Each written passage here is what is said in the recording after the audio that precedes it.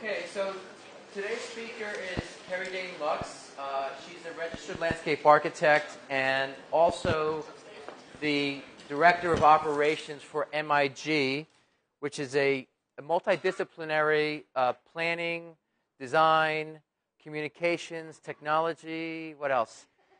It's an interesting firm that does a whole array of activities and really has a national, international reputation in terms of their innovative work around participatory methods and some of what Kerry will talk about today. Kerry's been practicing for a number of years in a range of settings, including public, private, nonprofit sectors, focusing mostly on site-specific planning and design, everything from community parks, schools, plazas, streetscapes, community gardens, and also looking at commercial and residential projects. She is also an alumnus of our program and teaches regularly here in the department. And she's demonstrated her excellence in service to the profession in a number of ways, one of which is as the current chair of the LDA's External Advisory Board, which helps us give us feedback in terms of the program, where we're going, how we're doing, etc. And she's also been a past president of the Northern California chapter of ASLA. So she's been doing quite a bit of different things, both professionally in the work, but also in service in her involvement with ASLA and the department. So please join me in welcoming Kerry Daane Loux.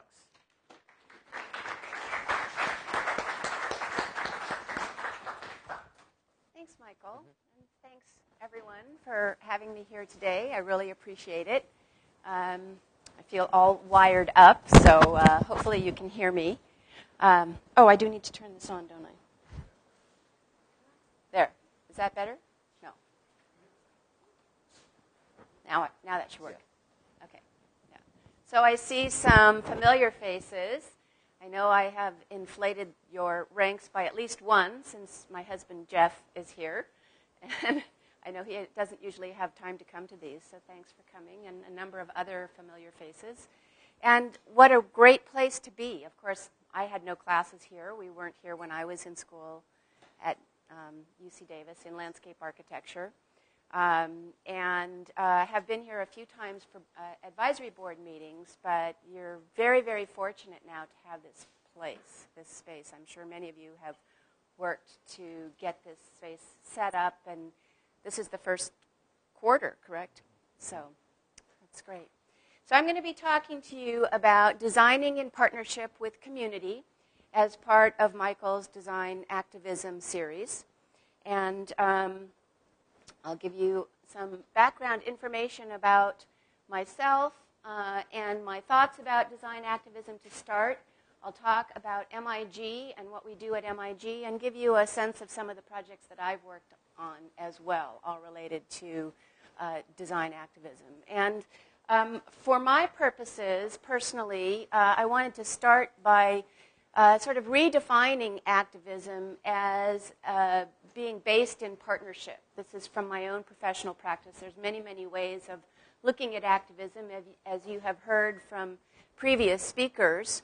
And in my practice, I have, throughout my career, as Michael mentioned, I've done many different things, mostly based on site-specific design, but I have tried to make a commitment to good design and designing community spaces where people gather, whether it's for a public project such as a plaza or a school, or whether it's for private space such as a residence or a commercial property or an interior courtyard of an industrial spot.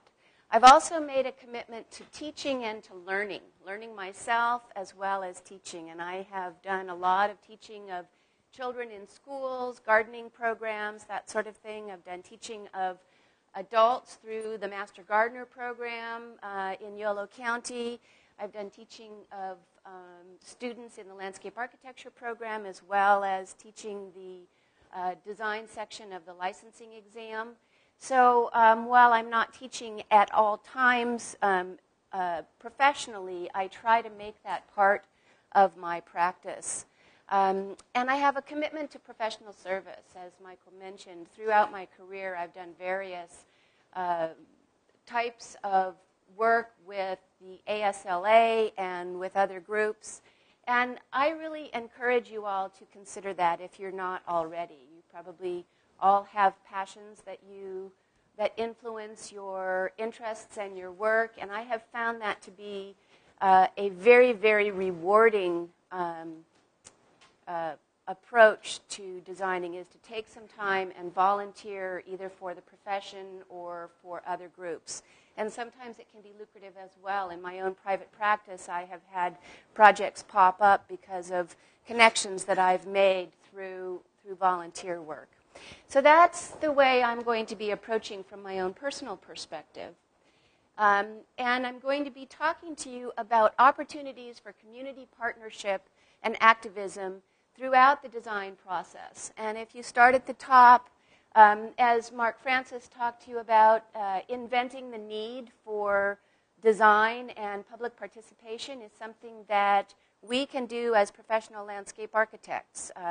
We see a need, we make some efforts to go about working on it. That could be just planting in a community space, or it could be as big as starting a whole initiative or a process, as Mark talked about Central Park and East Street Plaza.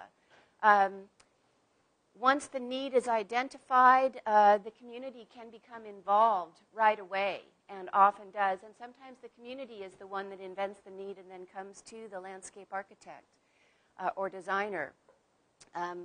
Early involvement by the community in ideas and programming for whatever the design may be is very, very important. I should mention that while all of these opportunities throughout the design process are great opportunities to involve the public, not every project is going to have every type of involvement. Some stellar projects may have involvement all the way through, but my own personal belief is that you don't necessarily judge a project just because it's not completely involving the public or the community all the way through, but you give it bonus points for everywhere where you can incorporate the community. The design process can involve the public and the community. Sometimes designers like to go off in their corner and work, but I think you always get a much better design when you are working with others, whether it's other designers or the community.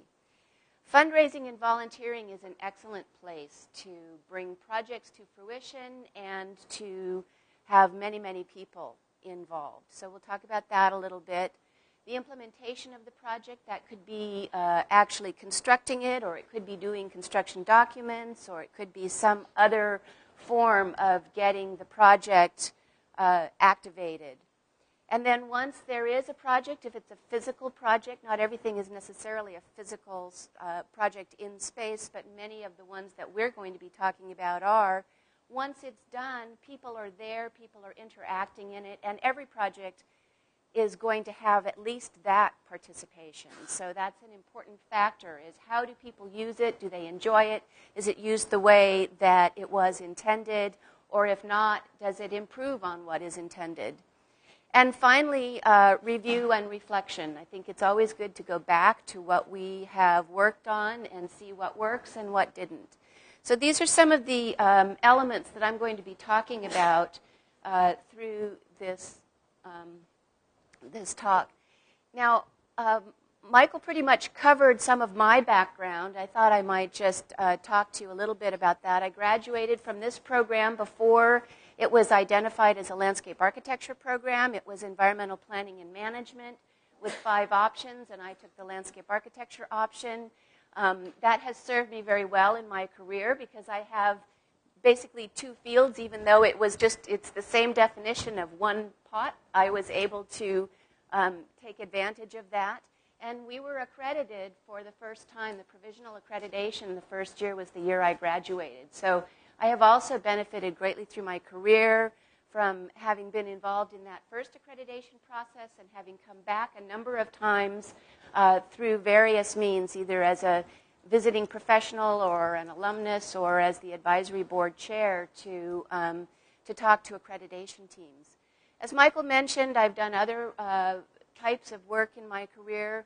I was the president of Northern California chapter of the ASLA for a while. I've been trained as a UC Extension Master Gardener. That was during a time when I was raising my children and wasn't actively practicing, and that was a very enjoyable group to get involved with in Yolo County. And I'm currently and soon to be moving on from being the chair of your external advisory board. So that was started about 6 years ago, and it's been a wonderful group to work with, and I've enjoyed quite a bit many of the student interactions. I've worked in large firms, or at least at the time I worked in them, they were large. They were anywhere from 6 to 20 people. Now large firms are more like hundreds of people. So, and I do work for a large firm based in Berkeley now, MIG. We have 6 offices in California and Oregon and 1 in North Carolina. So I have worked mostly in California. And before my current, wearing my current hat as director of the Davis operations for MIG, I had a private practice in Davis and was raising our family of 3 daughters. So I'm still here, so it can be done. So we're not quite done yet, but they give me a new perspective every day. And so then we get to the present, 2008. So I've just started at MIG less than a year ago, almost a year at this point. So I'm going to be talking to you about MIG. Our family has a long association with MIG. Susan Goldsman and I served on the ASLA board together. Jeff and Daniel were got their PhDs in the same year, in the same program. And Jeff actually started the Davis office of MIG, which then subsequently, very soon after, purchased Co-Design. So there's a blending of UC Davis, Co-Design, MIG, and our family experience. So hopefully it's going to be a long relationship. So talking about Moore, Isofano, and Goldsman a bit. If you have the sense that Moore, Isofano, and Goldsman or MIG is about park design, you would be right. About landscape architecture and public spaces, about designing children's play environments, a specialty of Susan Goldsman's. All of these elements are true. We do master planning for parks and public spaces. These are just some overview examples. Large-scale planning and design, streetscapes, major multi-100-acre developments. And we also have quite a specialty in public facilitation and outreach. So these are all elements that MIG does, and each of these elements has a different group within MIG that works with that. We do streetscapes and transportation planning. This is West Capitol Avenue in Sacramento, which both the Berkeley office and the Davis office worked on before I was in the firm. But it is an example of complete streets, which I think is really important, and you heard quite a bit about that from Paul Sikowski. So here are some of the services, processes, and tools that MIG offers as we go out to look for work and bring in new projects. We do visioning, we do policy and corporate strategy, and not every person in the firm does necessarily all of these things, but many of us blend with an umbrella aspect to a number of these different areas of service. Planning and environmental design, accessibility in design. We have an entire group that looks at accessibility and ADA elements and does that from a design point of view. So that's quite a specialty.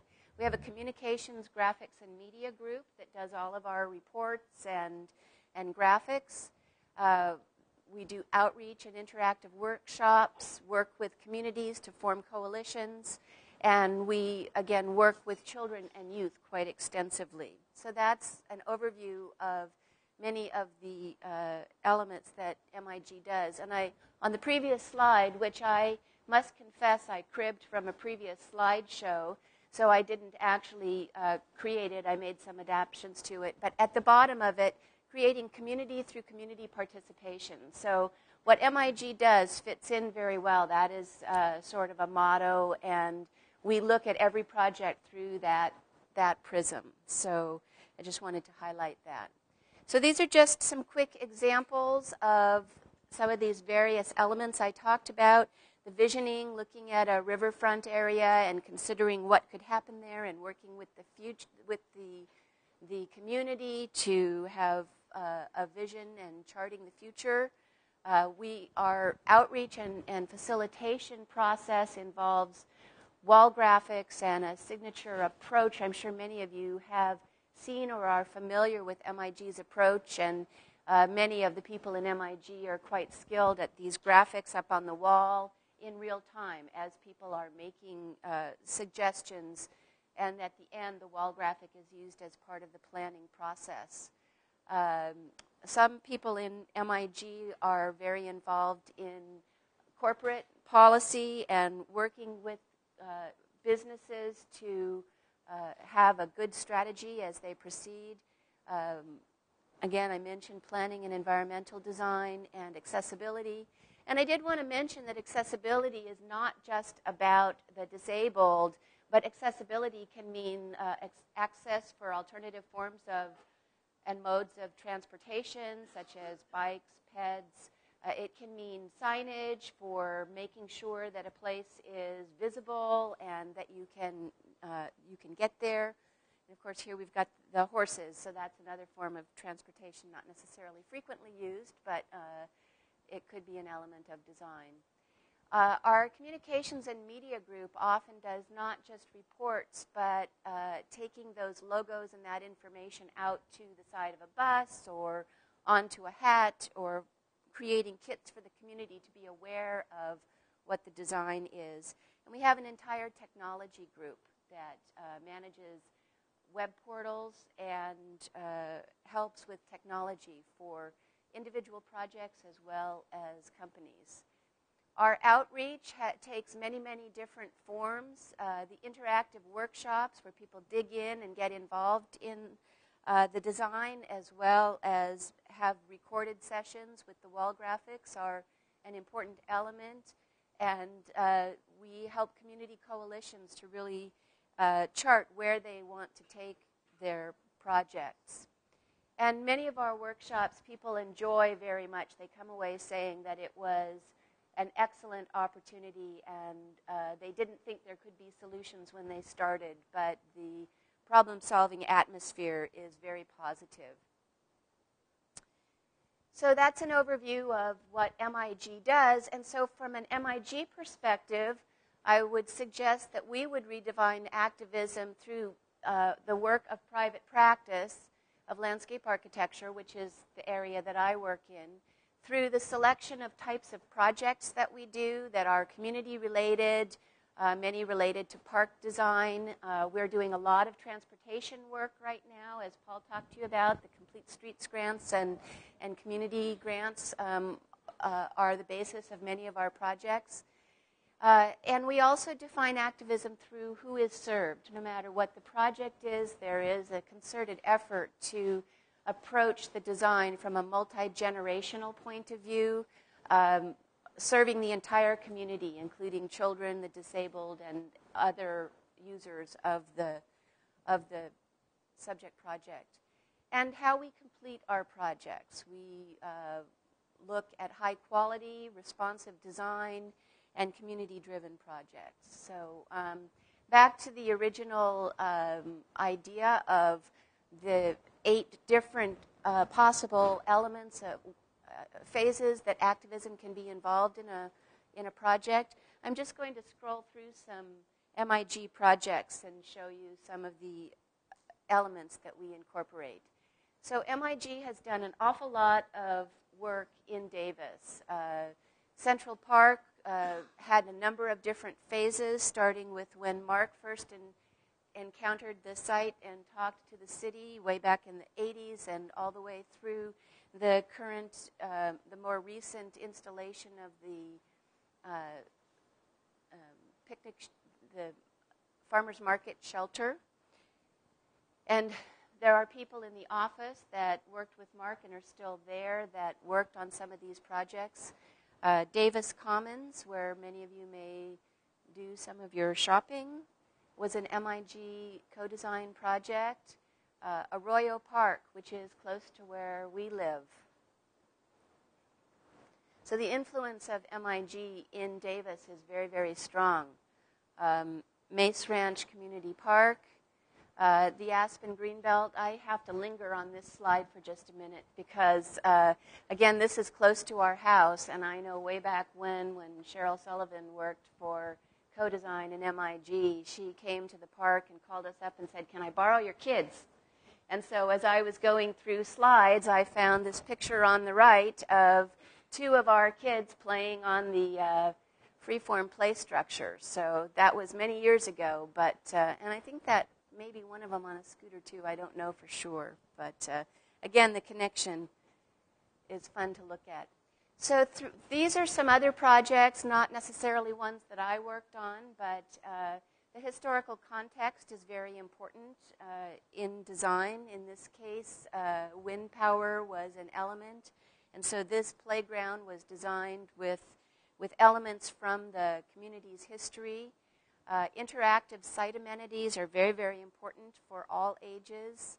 Sustainability is an element. Again, here we are at Central Park, and we've got the carousel, which was an element that was added later to the design and was a very, very much a community-driven piece of the park. If you haven't been down there, it's bicycle powered, and so someone sits in the seat there and turns the pedals, and in the center of the carousel are tiles that were created by community children in community workshops, and so many of the families in Davis feel that they own a piece or have contributed to a piece of the carousel, and the animals of the carousel were hand-created and painted by a specialist, one of the last artists who creates these carousel animals. On the left is a community garden, which continues to transition.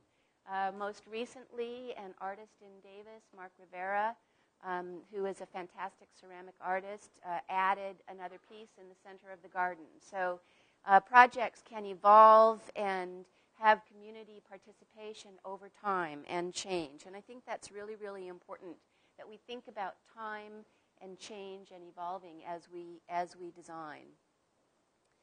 So Central Park and other projects create community just by being there, both through the design process and through having people out there using the space.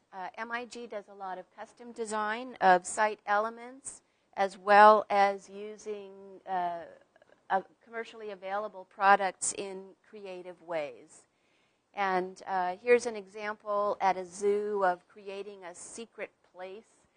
Zoo design has become a specialty of MIG and the children's environments within those zoos. We're always thinking about how to create nature or keep nature in our projects.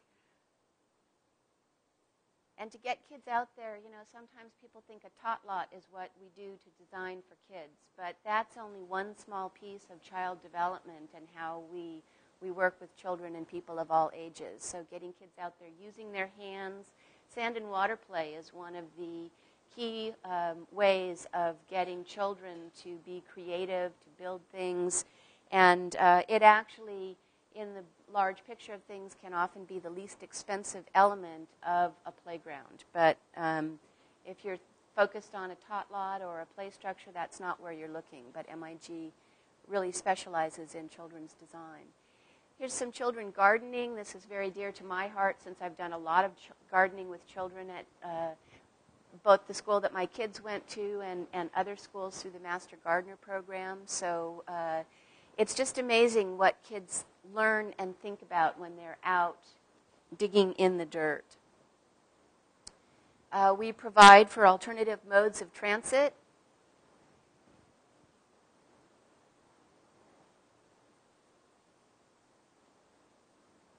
And again, thinking about accessibility from all sorts of different points of view.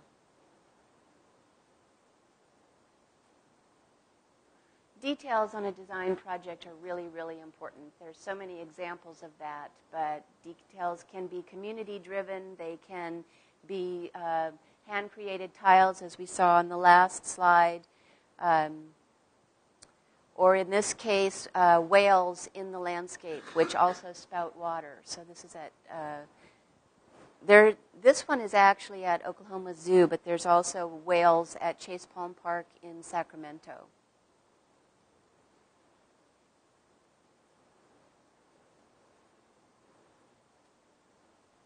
And this is up in the Sierra. This is just talking about being out, looking at the actual sites. But I find that in my design work, I'm very inspired both by nature and by being in nature, hiking, and that kind of thing. So just a couple slides here about looking at participation, that children explored a site, made models, did mind maps, all to help to determine what their ideas should be for the programming of the site.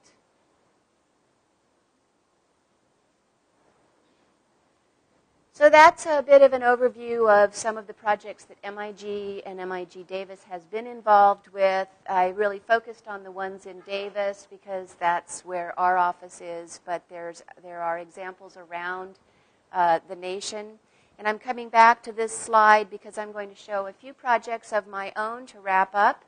And then I brought some examples of MIG work and some of the work that I've done that has involved community to show at the end. So each of these projects that I'm going to show are in Davis or very close to Davis, and I'm going to go through the 8 elements that I identified. So inventing the need. This is right near our house. This was an area that had originally had some planting and design, but it was failing because the irrigation wasn't working.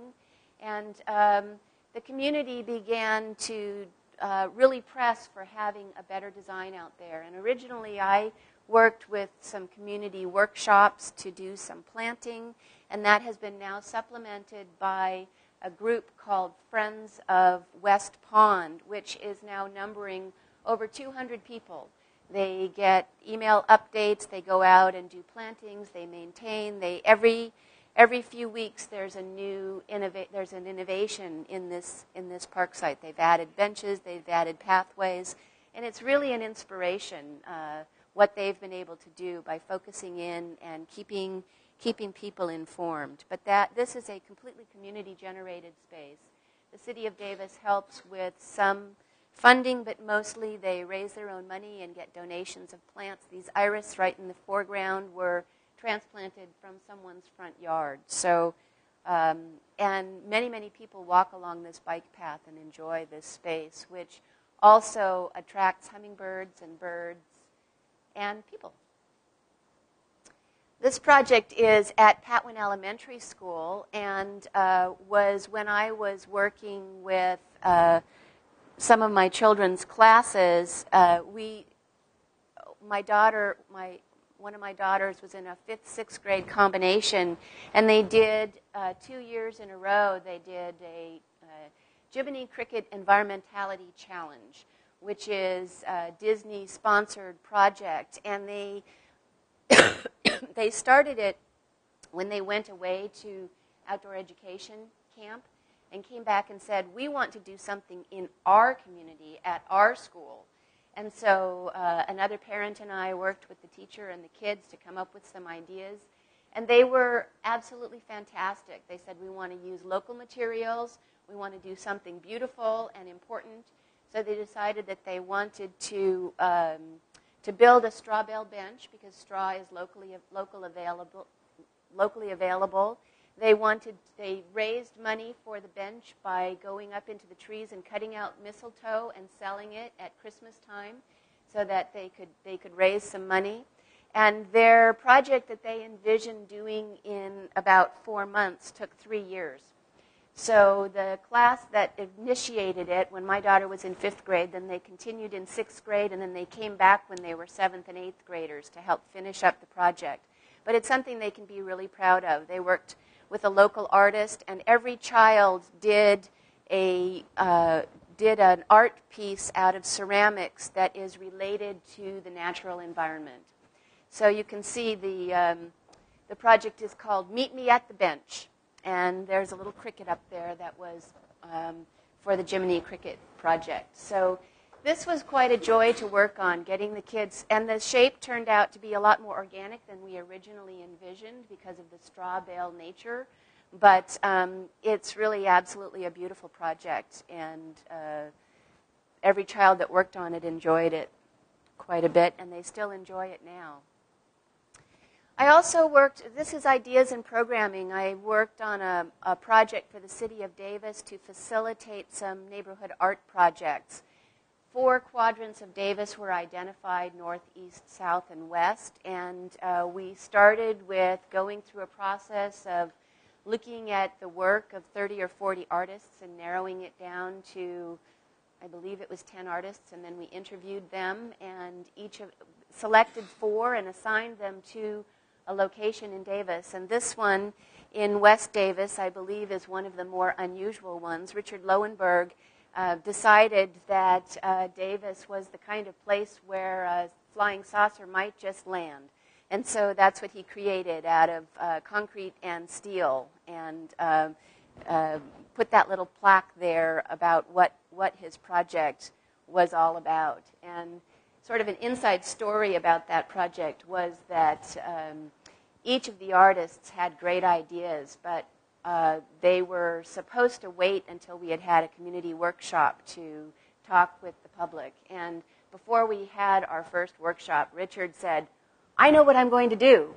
And Esther Polito, who was at the city at that time, said, "Don't tell me. If it turns out to be what you wanted to do before we had the workshop, I don't want to know about it." So we still suspect that maybe this is what he had in mind, because I didn't see anything like this come out of the workshop. But it's a good structure for kids to climb on, and it certainly is unusual in the park.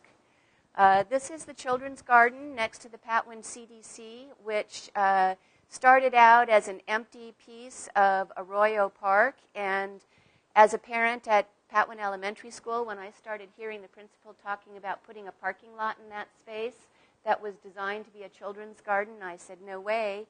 And she had good reasons, but we managed to prevail and design a community garden and children's garden in that leftover space with almost exclusively salvaged and recycled materials. So this large structure, which is about 20 by 30 feet, was used salvaged materials, and we got the donated labor from a local contractor.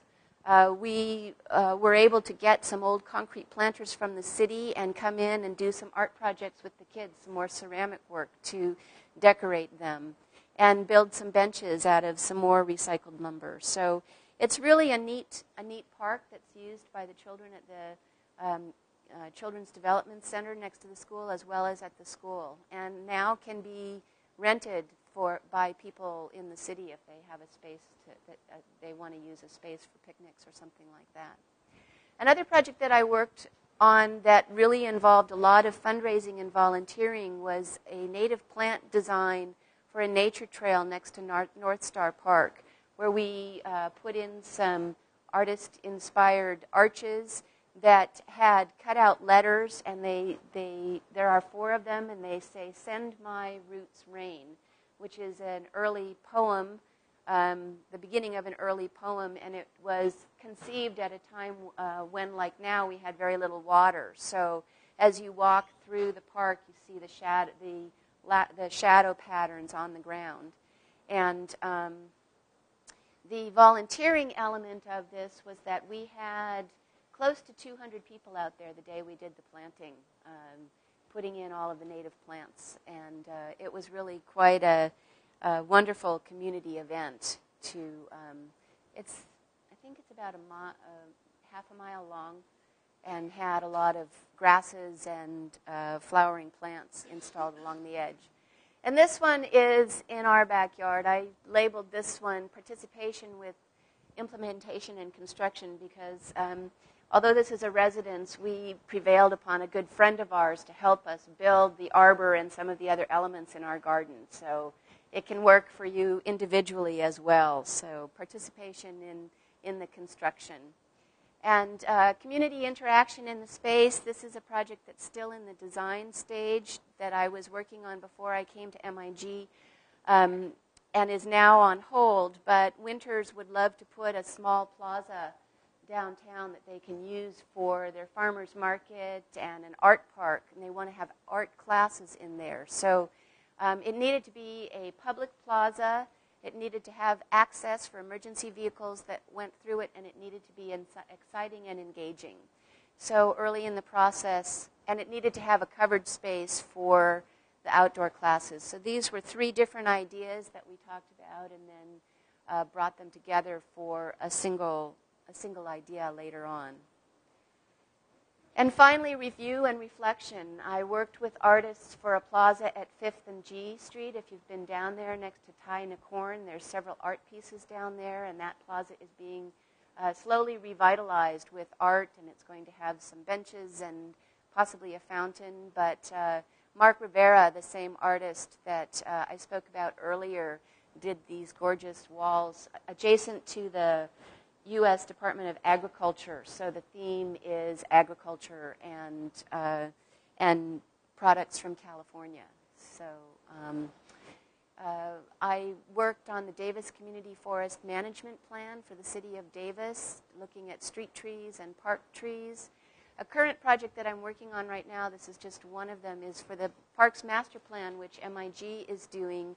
The city has asked for some prototypes for how to bring sustainability upgrades and better design into some of their parks, which they will include as a prototype. So these may not necessarily get built, but there's a small pocket park on K Street that is all grass that is dying and has some play structures that are not connected. So there are some ideas that have been incorporated to enhance the play value and the aesthetic value, to reduce the turf and improve sustainability and community involvement.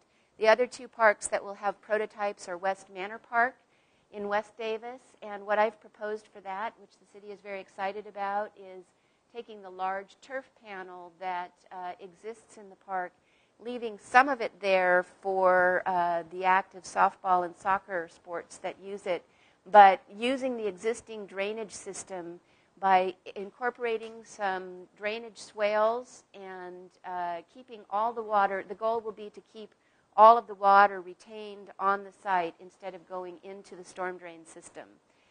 Reducing some of the extensive asphalt that's on the site, and using the capture of stormwater on site to enhance the play value of the existing play structure with a natural stream and actually a dry creek, but would be used as overflow and enhancing the picnic area. So those drawings are in process right now.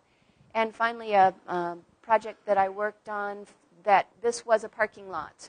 The Novozymes, which is a business in Davis out on Drew Avenue, had a building that they had a U-shaped building that was built around a parking lot, and the parking lot still existed. And all of their offices and research labs looked out onto the asphalt. And I was hired to come in and turn it into something different. So we removed and salvaged the asphalt, amended the soil, added some areas that are actively used for picnicking. This picture on the bottom is a sloped lawn that people sit on. The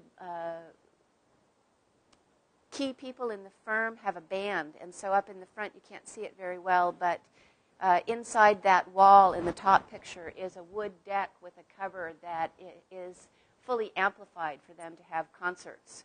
So they fill this space up pretty regularly, and the shade structures help because the scientists walk from one side of the building to the other. So there is some sustainability involved, and I enjoyed this project a lot because it was the first time I designed a canvas and steel structure, which I've done a couple times since then. But it was a really fun project to transform that space and to see how actively they use it.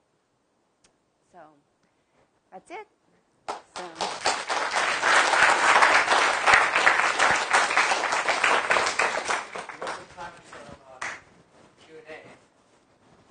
I just thought I would mention there are some books up here. This is a book prepared by MIG recently called Inclusive Cities, and you may want to take a look at it. It's got some good sample projects in it.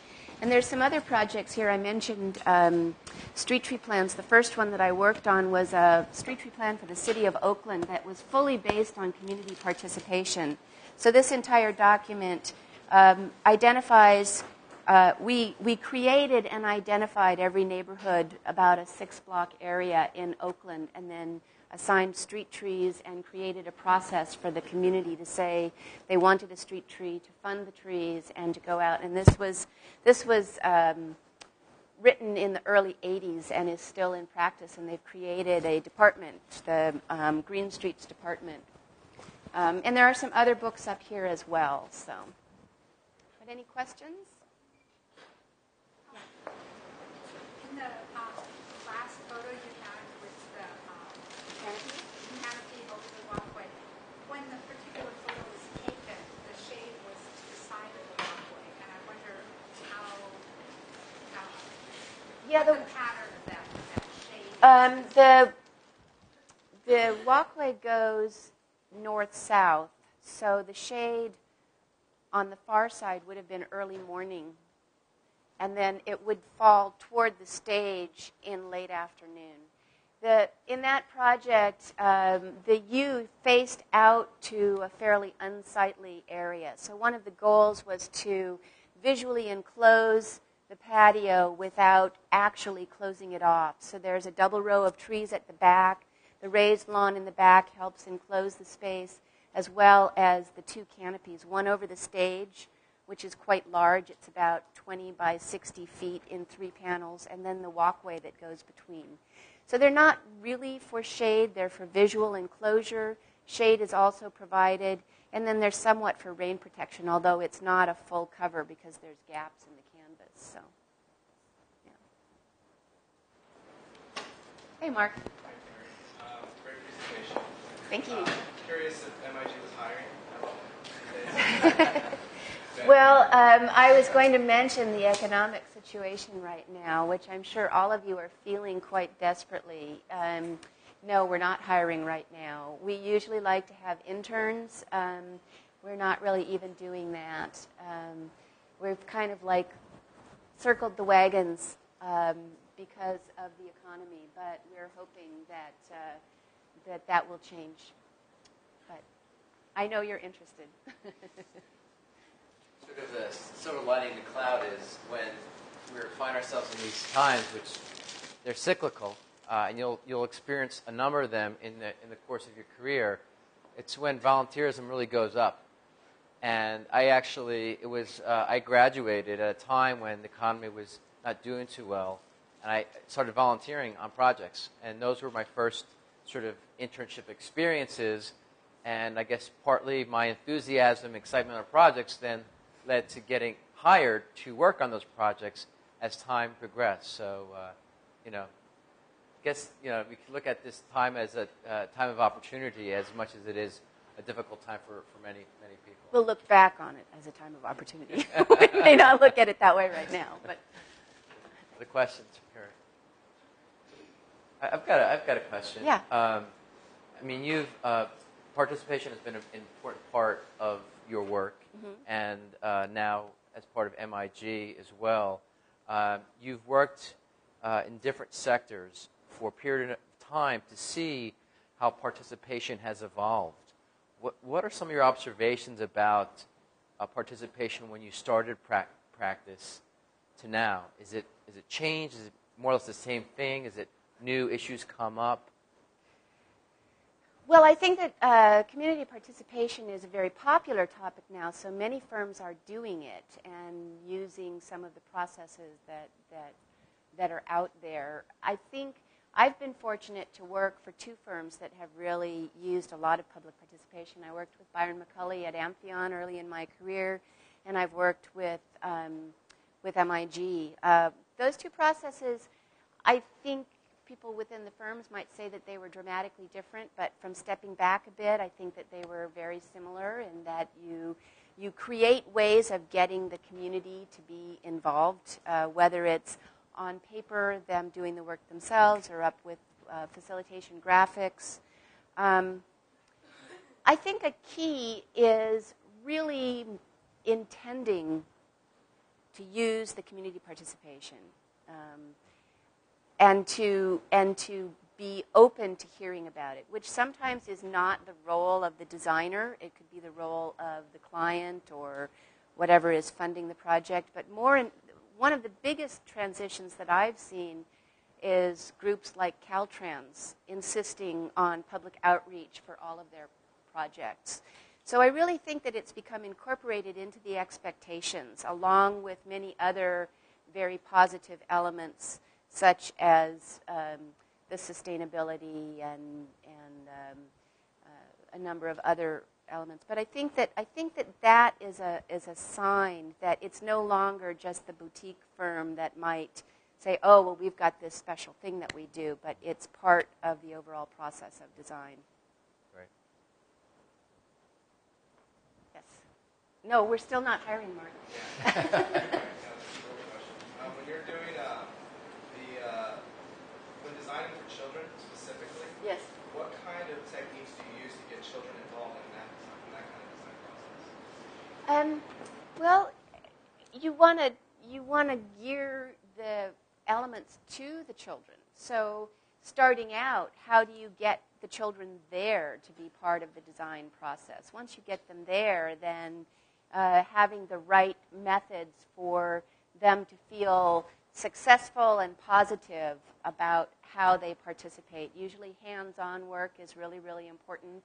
You don't want them to be sitting there raising their hands. But I really think that the key is to get them there and to figure out ways to engage them. And of course, it's very different for different age groups.